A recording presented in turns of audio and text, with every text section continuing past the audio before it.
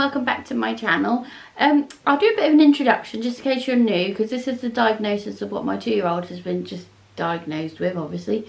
So my name's Jenna, I'm 30 years old, my husband's called David, he's 30 years old but I call him Dave. I have 3 children, George who's 9, Grace who's 7 and Stanley who's 2, he'll be 3 in January.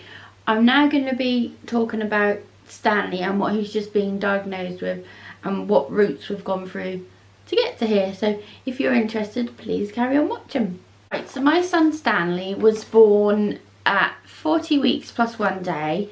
Normal delivery, apart from the fact he was breech, so he was born bum first, naturally.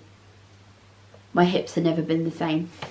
But he was £6.10, and with my other children's weights, that was classed as small for me, if that makes sense.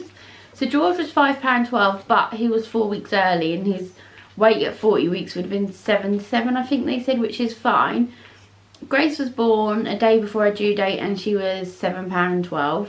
And Stanley was £6.10, so between them at full term he seemed quite small. So when we were at home after he was born, I can remember saying to Dave, there's something wrong, there's something wrong. I could just remember saying it over and over again, and Dave just thought I'd gone a bit funny. Like, you know, like the pregnancy hormones and that, and then that was it. Nothing was said until he got to about, he was hitting his milestones fine, everything was fine that way. But when he got to about, I think he was 13 months, he just seemed to have stopped growing at 9 months, and he just seemed to stop, and it kept going and going. Everyone's going, oh, how old is he? And he's small, blah, blah, blah. I took him to the doctors when he was 18 months, and he only weighed 16 pounds at 18 months. My other 2 have all been 20 pounds, so that was very different to me, and he was on the 0.04 percentile. I do get confused with percentiles. So we got sent to the hospital for tests and a few other doctors. We saw an endocrinologist, a dietitian, who else have we seen? Gastroenterologist, if I could say that right. And he had his own consultant, which you see all the time.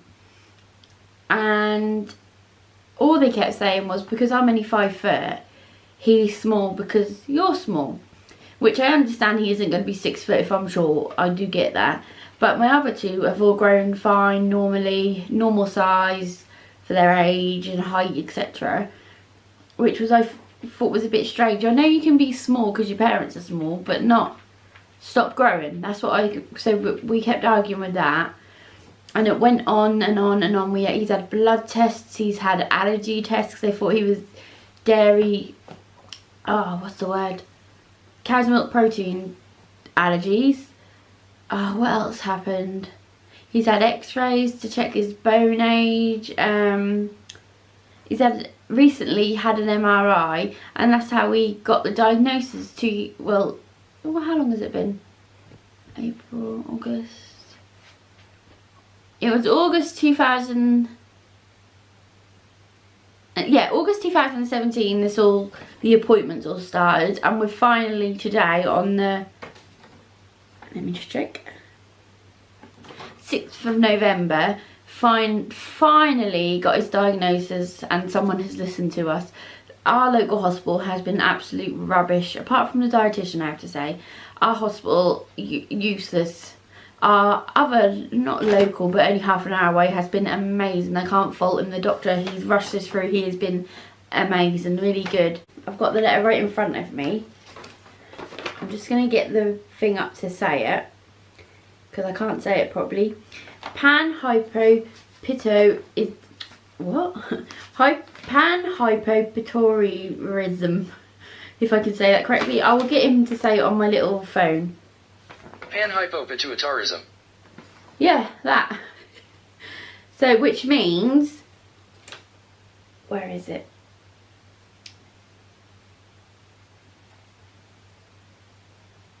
Which means a lot of his hormones are going to be affected.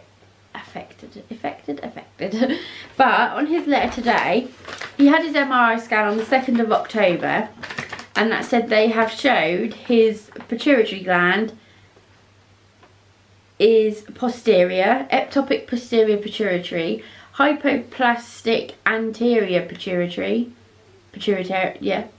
absent a pituitary store as well. These are classical anomalies seen in children with panhypopituitarism, if I can say that right. So we've been told he has got to start growth hormones as soon as possible on norditroplon simplex growth hormone dose of 25 per kilogram body weight per day. So he's got to have injections daily. We don't know how long for, but hopefully he will start growing. He's free in January the 10th, and he's currently in 6 to 9 month clothes. He's in 6 to 9 in some things, but winter clothes I can get away with 9 to 12, 12 to 18, like jumpers, because you can bulk them up underneath, can't you, and turn the sleeves up. But yeah, he's going to start his little growth hormones. We've got to learn how to inject him.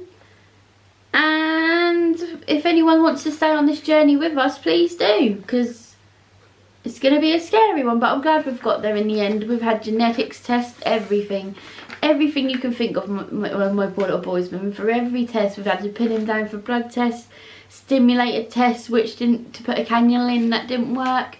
He just doesn't have any veins. But I can tell you what the side of bag. Sorry about if it all looks a bit hiddly. I can't say. Sorry if it look a mess. We're in the middle of moving. We're actually moving tomorrow, so I'm sitting around boxes and the dog's walking about. It's a bit of a nightmare, but I wanted to get this video out. So my mum's symptoms here that are found on the NHS website. They're going to be different because adults can have this and children, so don't panic.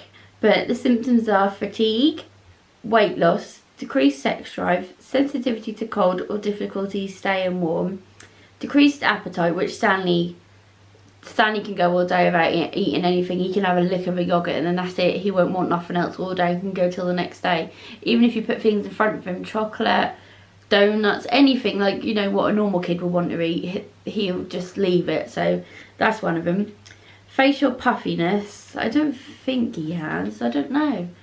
Anemia, which he has. Infertility.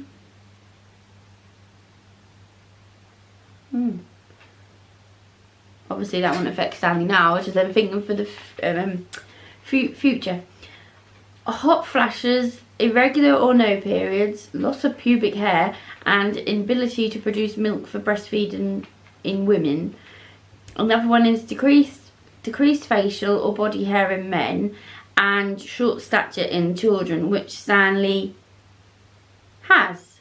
Just having a little look to see how, or if you were born with it, and it actually does say that a breech birth can cause it. So I don't know if that's the pressure of a breech birth. I don't know. I have no idea how he's got it. No one else in our family has got it. So yeah, that's all I really know at the moment. We're starting growth hormones in the next couple of weeks. We're waiting for the prescription, and then we've got a nurse showing us. Then we have a nurse coming around to show us how to do the injection. So I will try and keep everyone updated. If you haven't already, please like and subscribe and hit that bell notification. We are trying to upload videos every other day, but as we're moving at the moment, they might be a bit sporadic. I like that word. And I'm gonna, because we haven't got the internet till the 16th of, what month we're in? November. So that's only 10 days, but I might not be able to get my videos up. I'm hoping I can nick my nanny's internet. But thank you for watching, and I will see you again shortly.